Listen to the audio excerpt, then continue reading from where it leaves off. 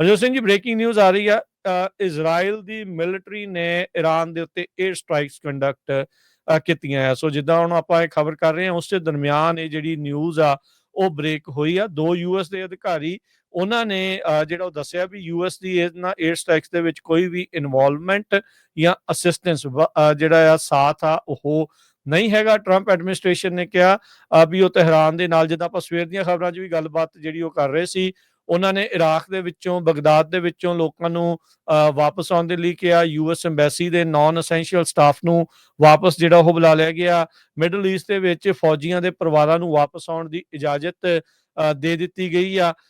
ਉਸੇ ਦਰਮਿਆਨ ਹੁਣ ਇਜ਼ਰਾਈਲ ਨੇ ਕਹਿੰਦੇ ਆ ਵੀ ਇਸ time military strikes, air strikes Iran ਦੇ ਉੱਤੇ ਜਿਹੜੀਆਂ ਉਹ ਕੰਡਕਟ ਕੀਤੀਆਂ ਹੈਗੀਆਂ। ਇਜ਼ਰਾਈਲ ਨੇ ਕਨਫਰਮ ਕੀਤਾ ਆ ਵੀ ਉਹਨਾਂ ਦੇ ਦੁਆਰਾ ਈਰਾਨ ਦੇ ਉੱਤੇ ਇਹ ਜਿਹੜਾ ਹਮਲਾ ਆ ਉਹ ਕਰ ਦਿੱਤਾ ਗਿਆ ਹੈ, ਤੇ ਉਹਨਾਂ ਨੇ ਸਟੇਟ ਆਫ ਐਮਰਜੈਂਸੀ ਉੱਥੇ ਹੁਣ ਆਲਰੇਡੀ ਸ਼ੁੱਕਰਵਾਰ ਹੋ ਚੁੱਕਾ ਹੈ। ਉੱਥੋਂ ਦੇ ਲੋਕਲ ਟਾਈਮ ਦੇ ਮੁਤਾਬਕ ਉਹਨਾਂ ਨੇ ਉੱਥੇ ਜਿਹੜੀ ਅਰਲੀ ਸਟੇਟ ਆਫ ਐਮਰਜੈਂਸੀ ਜਿਹੜੀ ਆ ਡਿਕਲੇਅਰ ਕਰ ਦਿੱਤੀ ਆ। ਉਹਨਾਂ ਨੇ ਕਿਹਾ ਸਾਡੀ ਜੀ ਇਹ ਪ੍ਰੀਐਮਪਟਿਵ ਸਟ੍ਰਾਈਕ ਹੈਗੀ ਆ ਈਰਾਨ ਦੇ ਉਲਟ ਮਿਜ਼ਾਈਲ ਤੇ ਡਰੋਨ ਅਟੈਕ।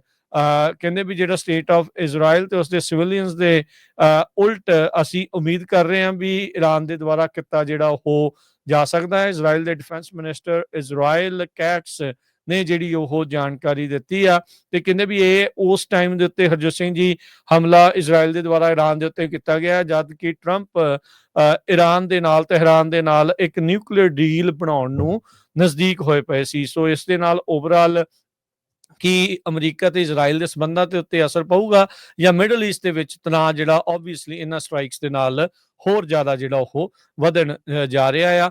ਯੂਐਸ ਨੂੰ ਵੀ ਇਹ ਚਿੰਤਾ ਆ ਵੀ ਈਰਾਨ ਇਸ ਦੇ ਉਲਟ ਰਿਟੈਲੀਏਸ਼ਨ ਜਿਹੜੀ ਉਹ ਕਰ ਸਕਦਾ ਆ।